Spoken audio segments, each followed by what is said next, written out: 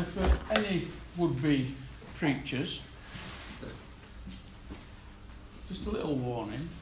When you preach the truth, somebody gets interested. That's somebody that you can't see. That's lurking in the background.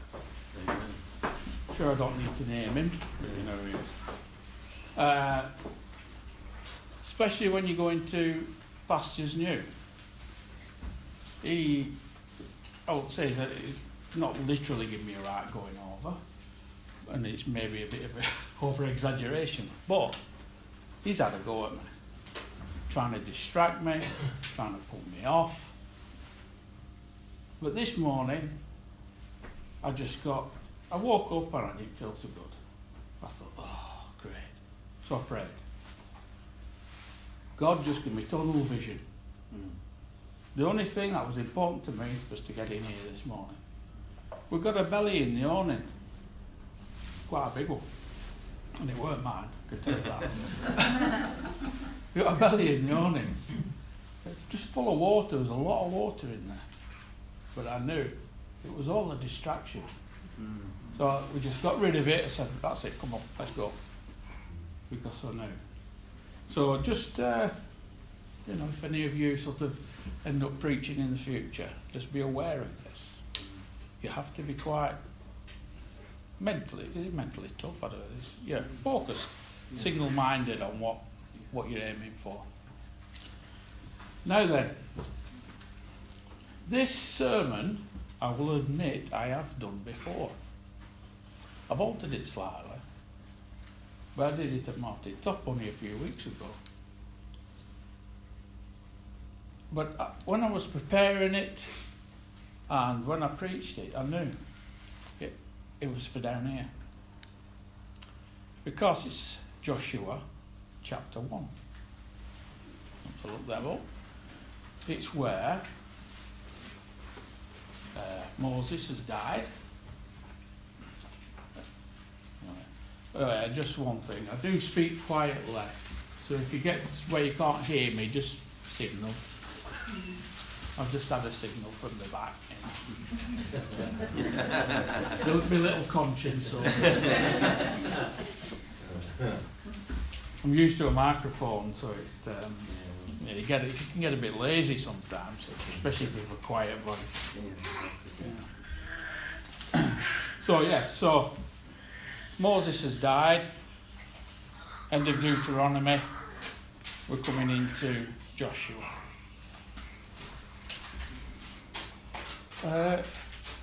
I'll go through verse by verse. I do prefer to preach that way. For one thing, I find it easier because you've got your script. That's right. When you're trying to make, and also you stick to what is there. Whereas sometimes if you're following a theme, or it can be more of yourself rather than of God. So if I ever speak again, that's what you'll get from me. Right, so I'll start off with a look at Joshua, really. So as we enter the book of Joshua, I think it'd be good to understand a bit about how he ended up leading the Hebrew people into the promised land. Now, if you know the story at all, you will know that Moses was stopped from entering the promised land by God. He was old. He'd been disobedient to God. You can't imagine that of a man like Moses, can you? But he'd struck the rock and where water flowed, and he shouldn't have done. But because of that, he had to face the consequences. As you and I, as we go through life, make life choices, you will face consequences. Better deal with them on earth than having to deal with them in heaven. Just remember that. Yeah. But he was allowed to see the promised land. That's the thing. when you're thinking about it, of what was about to happen, maybe a younger, physically stronger man would probably been a better option. So was Joshua just picked at random by God? That's the question. You know, one day God looks down and he says, he looks like a likely leader. He's by the right age. He'll do. No, I don't think so. God doesn't work that way. He prepares people for the task He asks them to do. You will find occasionally I will drop H's and add H's in. That's the curse of being born in Burnley. I'm brought up in Burnley. It's like Tattersall. My name's Tattersall. Well, it's gone to Burnley and lost its H. So that's the way it works. Yeah. So first, let's have a look at Exodus 17, 8 to 16. This is where we first see Joshua. Now, Amalek came and fought with Israel in Rephidim. And Moses said to Joshua, "Choose us some men to go out, fight with Amalek tomorrow. I will stand on the top of the hill with the rod of God in my hand." So Joshua did as Moses said to him, and fought with Amalek. As Moses, Aaron, and Hur went up to the top of the hill, and so it was when Moses held up his hand that Israel prevailed. And when he let down his hand, Amalek prevailed. But Moses' hands became heavy. So they took a stone and put it under him, and he sat on it. And Aaron and Hur supported his hands, one on one side and the other on the other side. And his hands were steady until the going down of the sun. So Joshua defeated Amalek and his people with the edge of the sword. Then the Lord said to Moses, "Write this for a memorial in a book and recount it in the hearing of Joshua, that I will utterly blot out the remembrance of Amalek from under heaven." And Moses built an altar and called its name, "The Lord is my banner." For he said, because the Lord has sworn, the Lord will have war with Amalek from generation to generation. Now Joshua was already showing promise, and Moses had spotted it.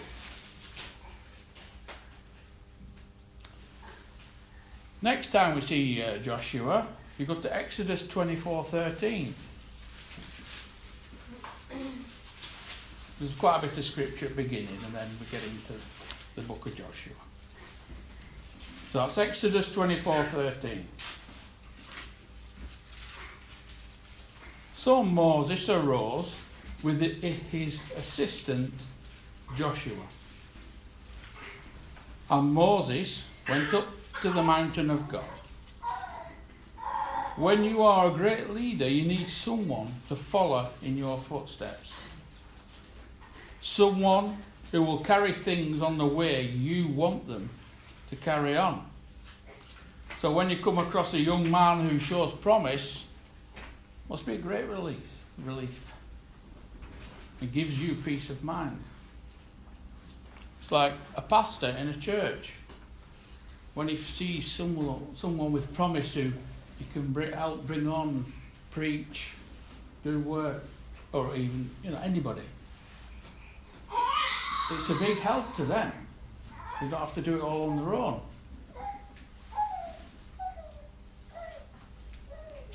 And you might ask, how do I know was Joshua a young man? Well, it says that in Exodus 33:11.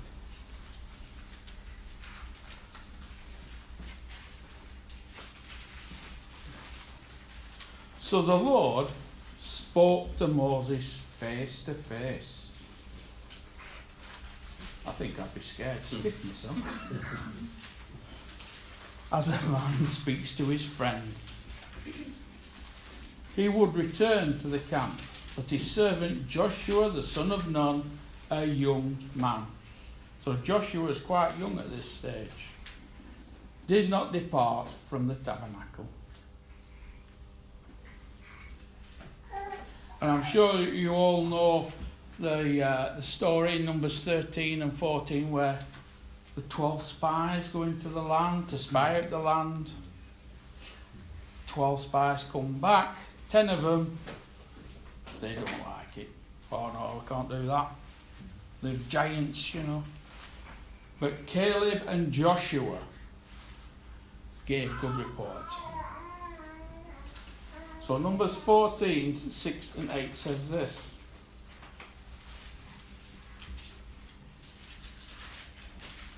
Good job you know where your Bible, isn't it? Well, I must admit, this is why I have this. So I've got a Bible on here, and I just go, select verse, and it's a lot easier. Lazy, maybe. But, so Numbers 14, 6 to 8. But Joshua the son of Nun, and Caleb the son of Jephunneh, who were among those who had spied out the land, tore their clothes, and they spoke to all the congregation of the children of Israel, saying, the land we passed through to spy out is an exceedingly good land. If the Lord delights in us, then he will bring us into this land and give it to us, a land which flows with milk and honey. Now Joshua had been Moses' assistant for a long time. They say the longer the apprenticeship, the greater the task. God prepares people properly.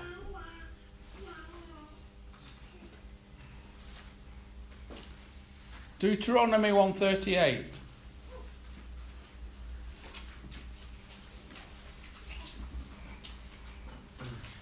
Joshua, the son of Nun, who stands before you, he shall go in there. Encourage him, for he shall cause Israel to inherit it. It's on about entering the promised land, of course. But also remember, because of that, the bad report of the 10 spies, what happened? They had 40 years wandering in the wilderness. They've got to be obedient to God. Deuteronomy 3:28. But command Joshua and encourage him and strengthen him, for he shall go over before this people. He shall cause them to inherit the land which you will see. Now, shortly before Moses' death, God had instructed Moses to lay hands on Joshua, to present him before Eleazar, the priest, and to commission him as Israel's next leader.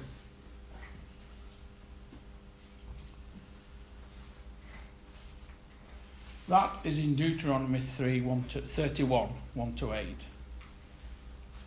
I could read them, but then these are quite big passages. So it ended up Moses did as the Lord commanded. He took Joshua and set him before Eleazar the priest and before all the congregation. And he laid his hands on him and inaugurated him, just as the Lord commanded by the hand of Moses. If you go to Deuteronomy 31, 14 and 15. All right, we're nearly near to the end of the scripture section. Then the Lord said to Moses, behold, the days approach when you must die. Call Joshua and present yourself in the tabernacle of meeting, that I may inaugurate him. So Moses and Joshua went and presented themselves in the tabernacle of meeting. Now the Lord appeared at the tabernacle in the pillar of cloud, and the pillar of cloud stood above the door of the tabernacle. In the 34:9 of Deuteronomy it says, Now Joshua, the son of Nun, was full of the spirit of wisdom, for Moses had laid his hands on him. So the children of Israel heeded him, and did as the Lord commanded Moses. So this is how Joshua ended up leading the tribe of Israel. This is how Joshua took over the mantle from Moses. It wasn't just an overnight thing. It wasn't something... In fact, he had a very long apprenticeship. So just be aware that when you sat there in the congregation and thinking, oh, what can I do for the Lord? He might be training you. But be prepared to get active. It's easy for the Lord to move you where he wants you when you're active. Don't just sit there in the pews and think, oh, I'll wait for the Lord to instruct me to do something. Be moving forward. Be doing those jobs that need doing in the church.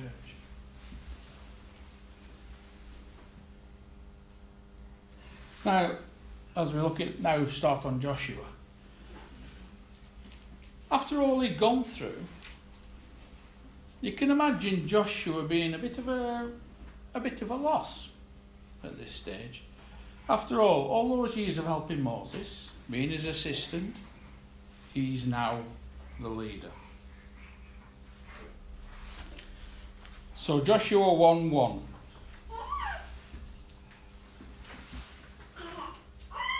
After the death of Moses, the servant of the Lord, it came to pass that the Lord spoke to Joshua, the son of Nun, Moses' assistant, saying, Moses, my servant, is dead.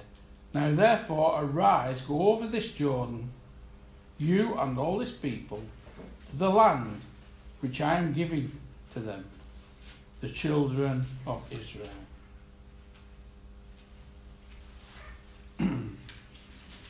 Well, there's one thing I hadn't realised, that actually Joshua was the first person who actually had a book to rely on.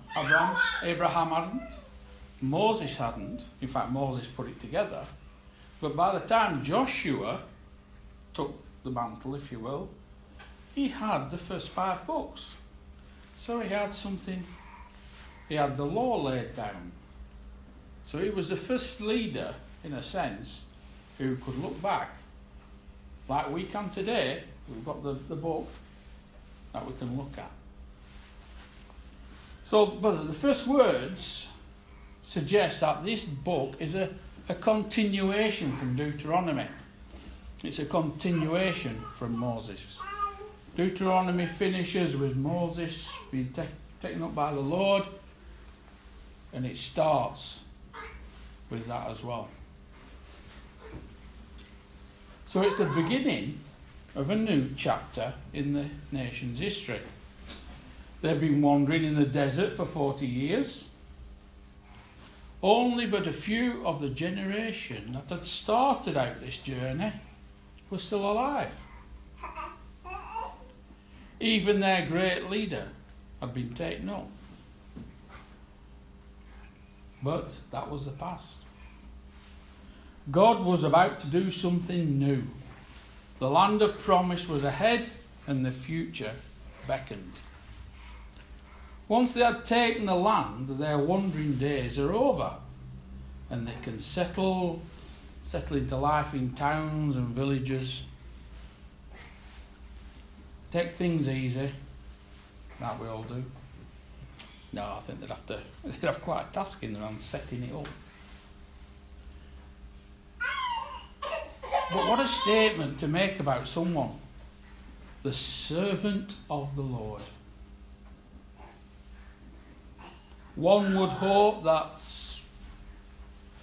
when our time comes that it could be said about us that we were a servant of the Lord.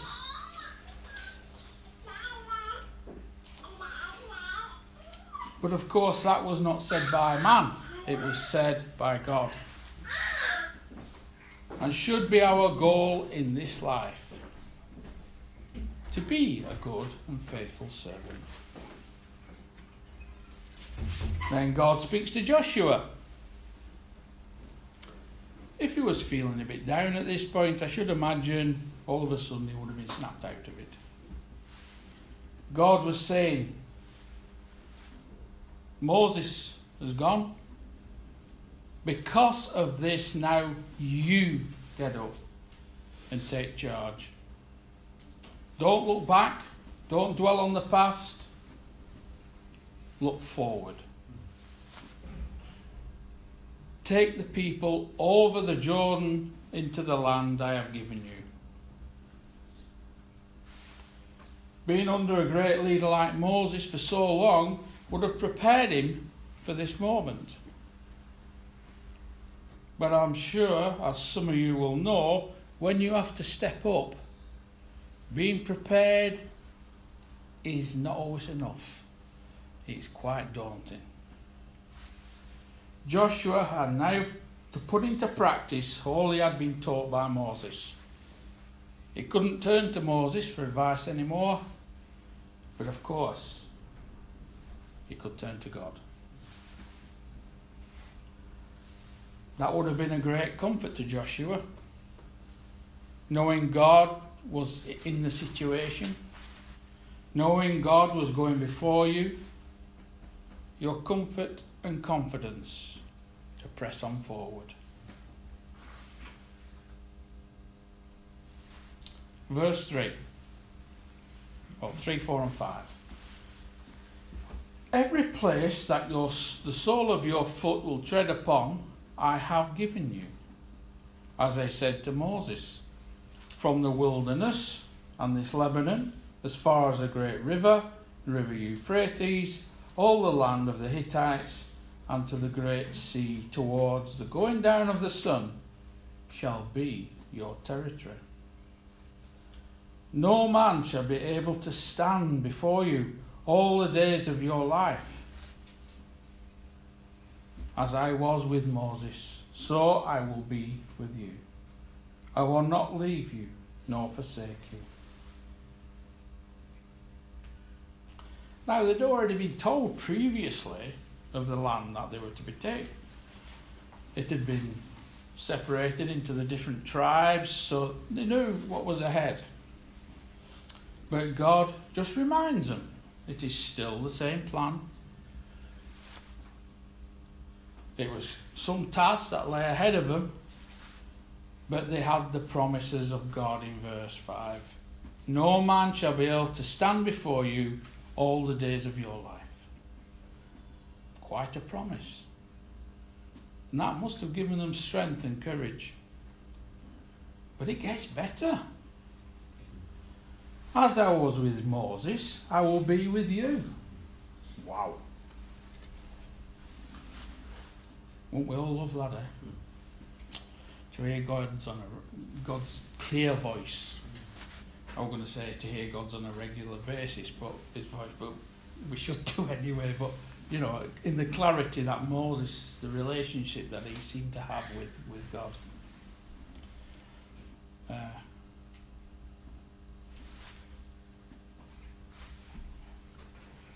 Now, he had seen God working with Moses for a long time, which would have given him confidence.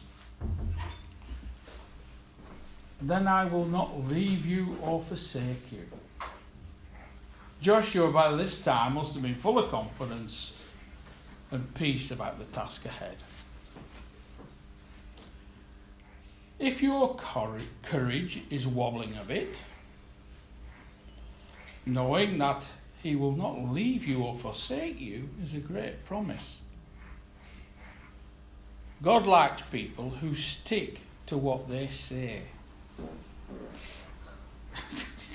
Pardon?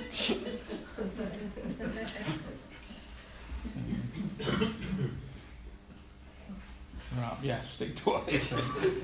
He likes people who have stickability. They keep going when times get tough. They are determined to stick to the job until God says otherwise. And we as Christians should have a good name for doing what we say we'll do. It's one way of showing Christ to the world. If we are dependable, how much more is Jesus? 6, 7, 8 and 9. Be strong and of good courage, for to this people you shall divide as an inheritance the land which I swore to the fathers to give them. Only be strong and very courageous, that you may observe to do according to all the law which Moses my servant commanded you. Do not turn from it to the right hand or the left hand, that you may prosper wherever you go. And this book of the law shall not depart from your mouth, but you shall meditate in it day and night, that you may observe to do according to all that is written in it. For when you will make your ways prosperous, and then you will have good success. I have not commanded you, have I not commanded you, be strong and of good courage. Do not be afraid, nor be dismayed, for the Lord your God is with you, wherever you go. God tells them, I'm with you. Therefore be strong, be of good courage, because you will take the land and divide the land as the inheritance which I swore to the fathers to give them. If you trust in God as Joshua did, you would have no doubts or fears about the future, because God had ordained it. And when he says it will happen, it will happen. God does not change his mind halfway through and say, I've had enough of this.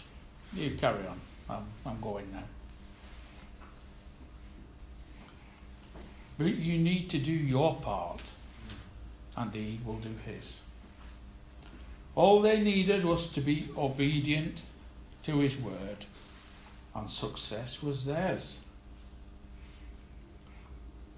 In verse 7, it seems to repeat about being strong and courageous, but he's reminding them and encourage them to follow the law, which Moses commanded them to do. Do not turn from it to the right hand or to the left, that you may prosper wherever you go. God is saying, stick to my word. You stick to the law of God and you will achieve what you set out to do. But I detect a slight undertone there. That you may prosper. Notice that. God is saying, no wavering from my ways, because if you do, you may not prosper in what you're doing. And I'm sure I don't need to tell you this, but in today's church, they do turn to the left and they do turn to the right.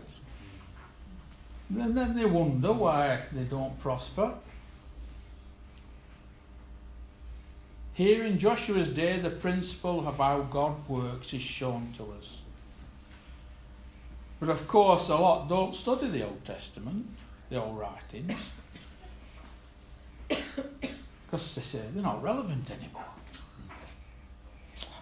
Wrong. They are. By studying these books, we find out how God works, and that still applies today. I was fortunate that I was brought up in a church that did both. Studied the old and the new. And you learn how God works. And it's still relevant. You can see him working in the same way today. But if you haven't studied it, You don't get it the same way.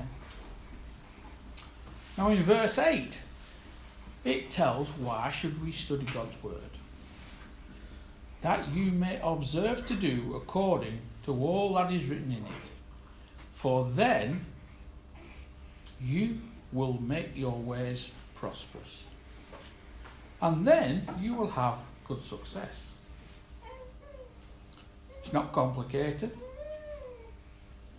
It's not some great mystery like some people have you believe.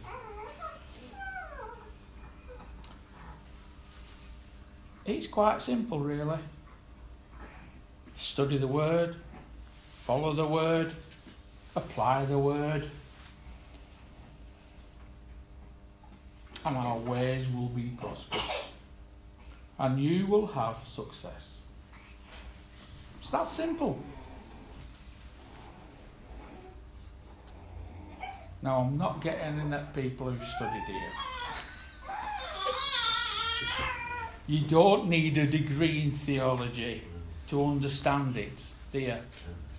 No. No, I'm not getting at Jason because he's studying. Studying's important, but what I'm saying is, for the ordinary person, he can still understand it. Now,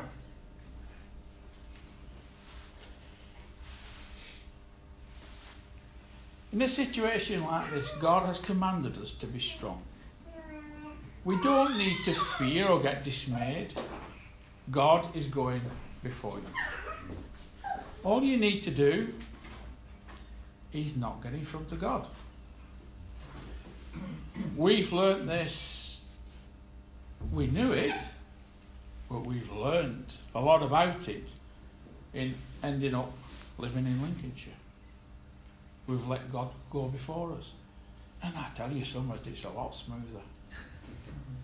God moves, opens the door, you step through. If you're trying to fight it all the way, or if you're trying to push it all the way, you make hard work of it. God wants to prepare the way. Let him.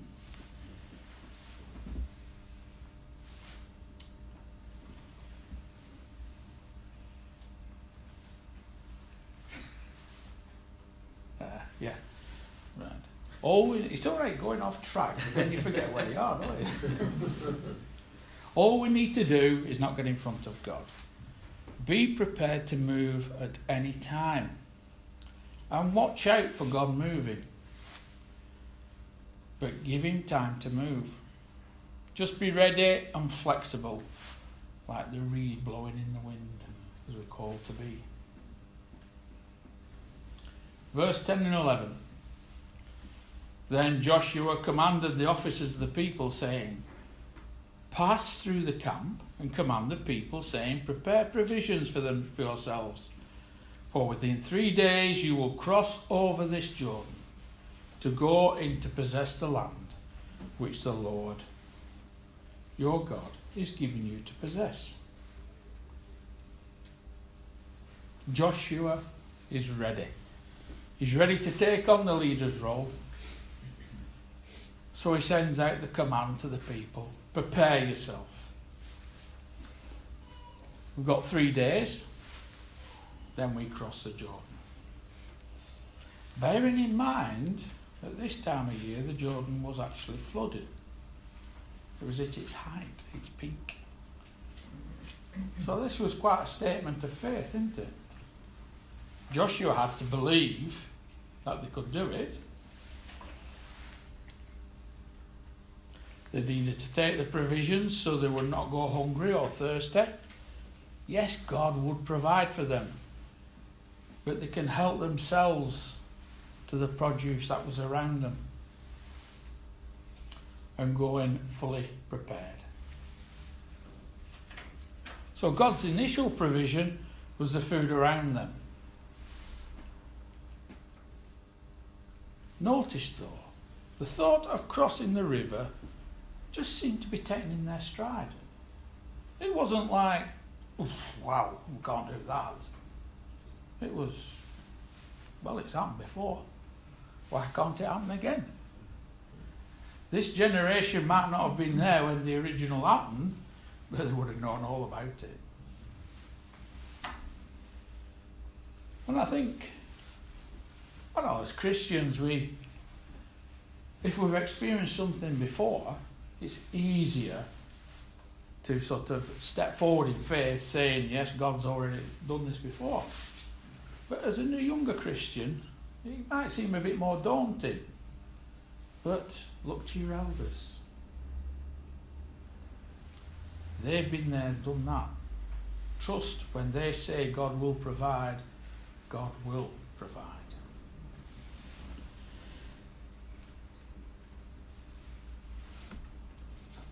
Verse 12 to 15.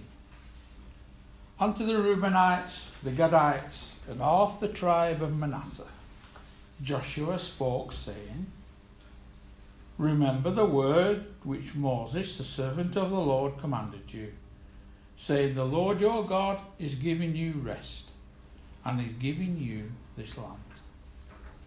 Your wives, your little ones, and your livestock shall remain in the land which Moses gave you, on this side of the Jordan.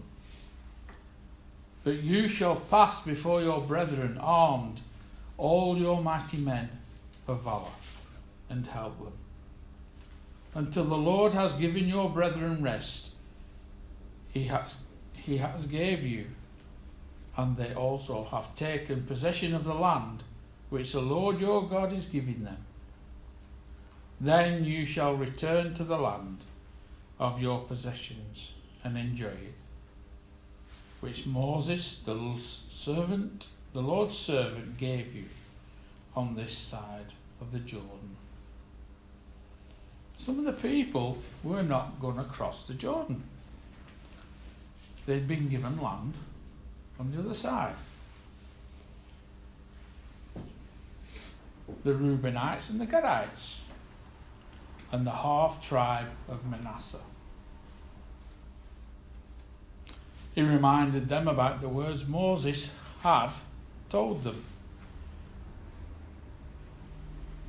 You can rest and enjoy this land, but first you must help your brethren take the land.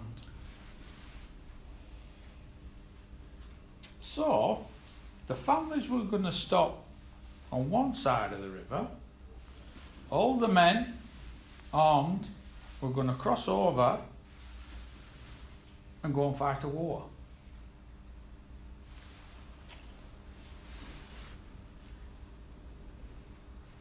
You can imagine some of the men going, we don't really want to do this. It's and at the end of it, how do we get back? There were fords, by the way, that they could cross, so it wasn't an impossible task. But when the river was at its peak, they weren't there.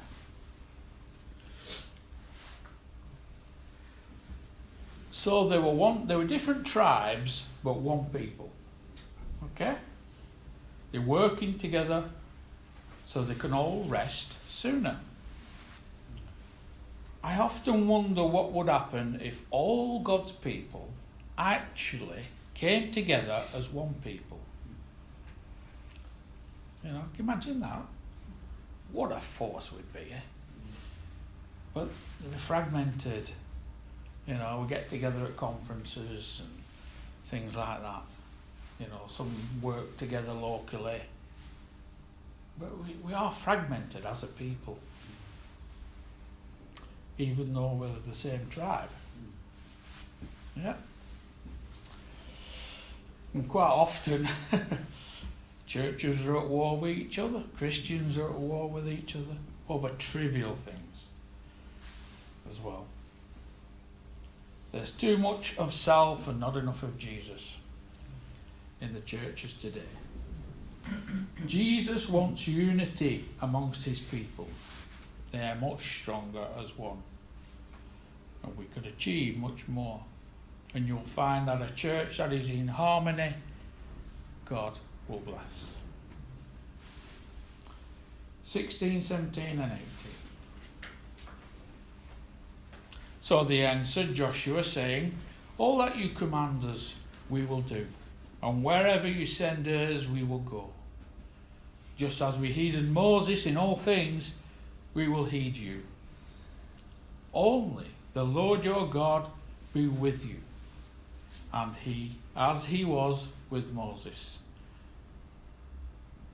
Whoever rebels against your command and does not heed your word, in all that you command him, shall be put to death. Only be strong and of good courage. I don't know if they were tempted, it doesn't say, to stay and not go across, but it would appear not.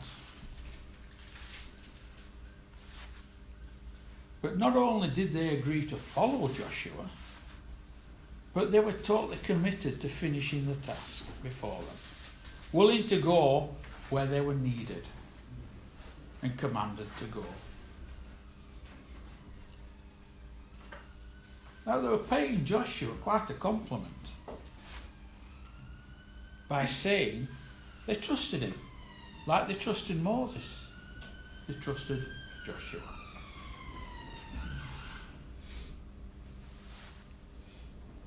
But they wanted the same for Joshua, not from him, but for him. They would all know Joshua because he'd been there such a long time. They know he's been trained by Moses. They know he's been his assistant for so long.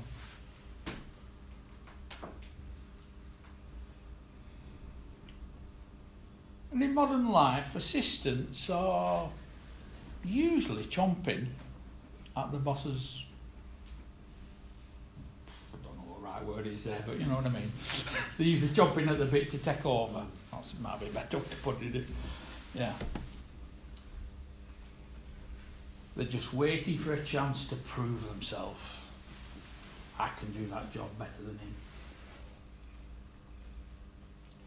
But it would appear Joshua was quite willing to sit under Moses, learn all he could, and that was a sign of a great leader.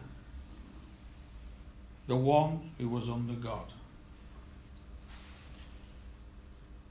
The people reinforced their commitment by saying, if someone rebels or does not follow your commands, they will be put to death. It's quite a strong message, isn't it? That was the message to anyone thinking of stepping out of line. Don't or face the consequences of your actions.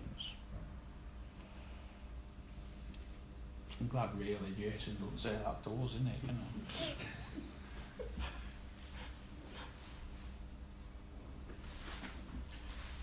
But why did they need to say that? Well, think about it. The families were there. You know, they've travelled all together, and then suddenly they've got to leave them and go off to war. They didn't know how long it was going to take. It wasn't like, 3 months we've taken the land, and it would have been quite a bit longer than that.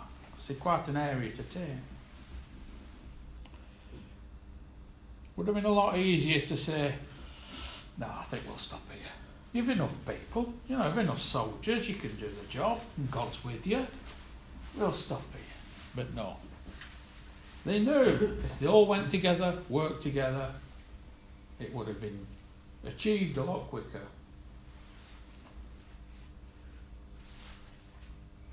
They knew that God wanted them to, as a nation, to occupy the land. They were determined to do so. They would do all this if God was with him. And he needed to show strength and courage. They wanted the same from Joshua as they got from Moses. That's all they asked.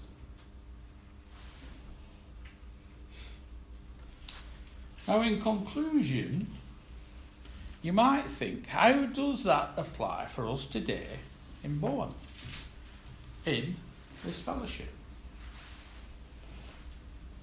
But look at the plans for the church here in Bourne. I know it was up on the notices at the beginning. to get a permanent building and to take Bourne for the Lord. Going out on the market. Things are starting.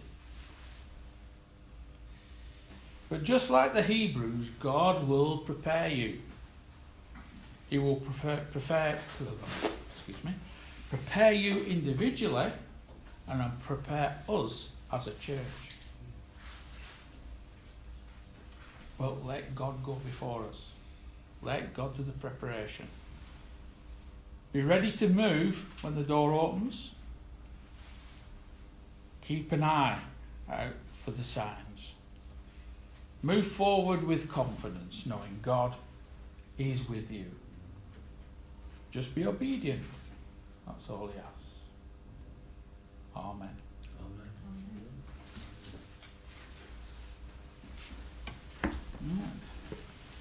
Right. Thank you for putting up with me.